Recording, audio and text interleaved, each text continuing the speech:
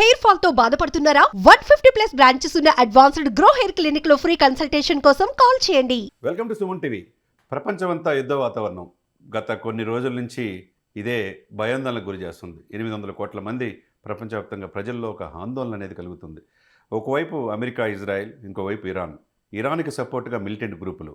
దానికి ఎటువంటి సంబంధం లేకుండా పక్కనున్న దుబాయ్ మీద, సౌదీ అరేబియా మీద, బహ్రెయిన్ మీద కూడా దాడులు. ఎందుకంటే అక్కడ అమెరికాకి ఎయిర్ బేస్లు ఉపయోగించుకుంటున్నారనే ఇదితో ఇరాన్ దాడులకి పురిగొల్పుతుంది. ప్రపంచవ్యాప్తంగా చూస్తే కనుక మనం హార్మోజ్ జలసంధిలో చమురు నిక్షేపాలు, చమురు దిగుమతులు ప్రపంచానికి 20% అక్కడి నుంచి వెళ్తూ ఉంది. అక్కడ చమురు నౌకల మీద కూడా ఇరాన్ దాడి చేస్తూ ఉంది.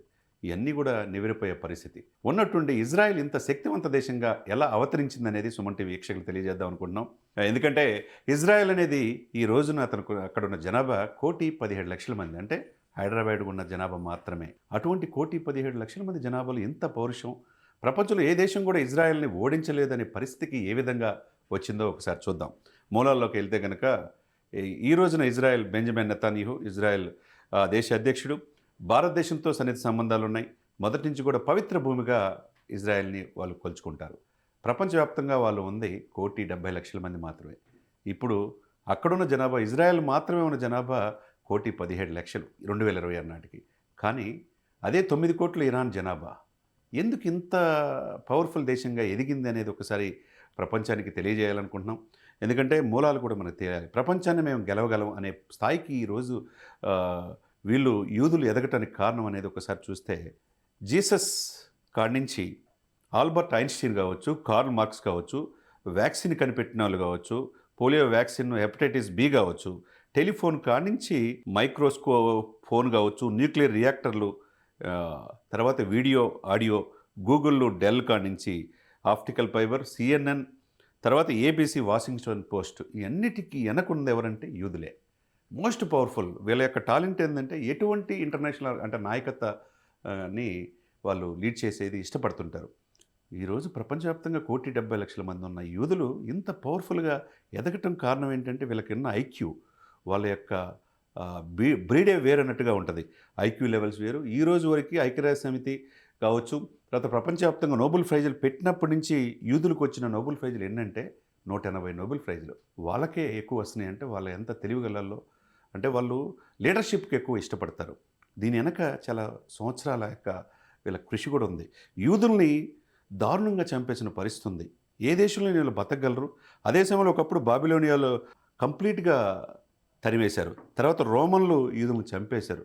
ఇవన్నీ ఒక ఎత్తు అయితే, హిట్లర్ కూడా 10 లక్షల మంది యూదులను చంపేశాడు. మరి వాళ్ళు ఇతర దేశాల్లో తలదాచుకున్నారు, పౌరుషంతో ముందుకెళ్లారు. ఈరోజు ప్రపంచాన్నే శాసించే స్థాయికి ఎదిగారంటే మామూలు విషయం కాదు. దీనికి ఏ దేశమైనా వాళ్ళతో మిత్రపక్షంగా ఉండాలి తప్పితే శత్రుదేశంగా పెట్టుకుంటే అటు ఆ రోజు చేసిన పరిస్థితులు అనేకసార్లు దండయాత్రలు గురైనా ఇలా మొక్కవని ధైర్యంతో ఈరోజు శాసించే పరిస్థితికి వచ్చారంటే వాళ్ళు కసి, పట్టుదలే మనం చూడొచ్చు. కాబట్టి ఎంతమందిని చంపేసినా, ఎంత దాడులకు గురైనా, ఎంత మానసిక క్షోభకు గురైనా ఈరోజు అన్ని సక్సెస్ఫుల్ కింద వాళ్ళే ఉన్నారంటే వాళ్ళ తెలివితేటలు యూదుల్ని మనం అర్థం చేసుకోవచ్చు.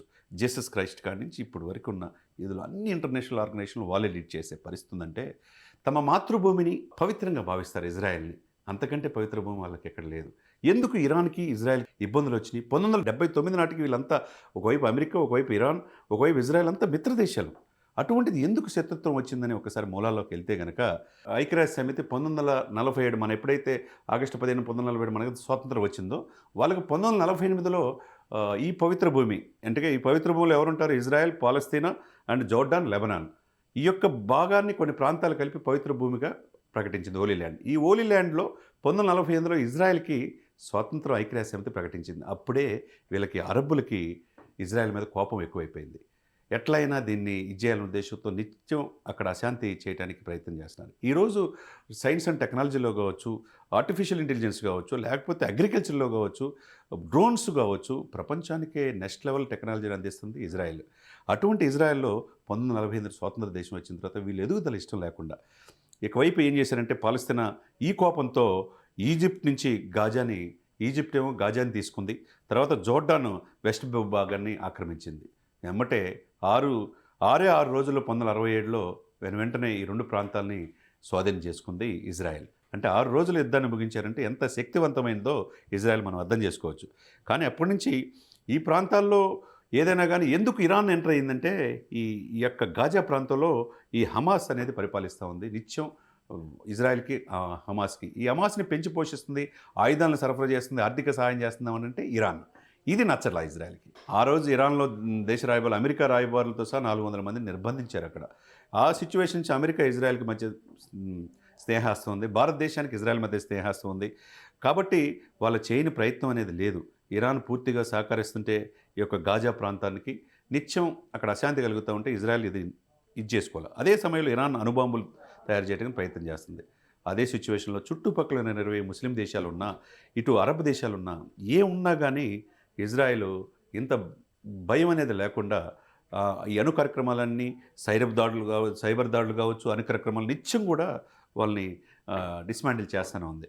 కాబట్టి ఈరోజు ఇజ్రాయెల్తో పెట్టుకుంటే ఎవరైనా ఒకటే అనేది ప్రపంచానికి తెలియజేస్తుంది. వాళ్ళలో ఉన్న శక్తిని మనం ఒకసారి తీసుకుంటే కనుక వాళ్ళ దేశ జనాభాని ఇందాక చెప్పినట్టు 1,17,00,000 మంది మాత్రమే.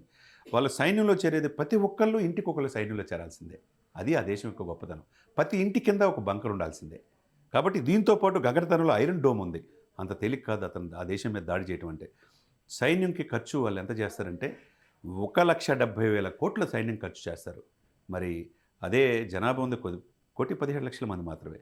మరి 9 కోట్ల జనాభా ఉంది. ఇరాన్కి సైన్యానికి ఖర్చు పెట్టేది 65,000 కోట్లే. అంటే జీడిపి ఎక్కువ ఇజ్రాయెల్కి, ఇరాన్కి తక్కువ. అదే సమయంలో ఇరాన్ని కొన్ని పక్కనున్న దేశాలు ప్రోత్సహిస్తూ ఉన్నా కానీ అమెరికా దేశం లాంటి దేశాలతో సన్నిహిత సంబంధాలు ఉన్నాయి, భారతదేశంతో ఉన్నాయి.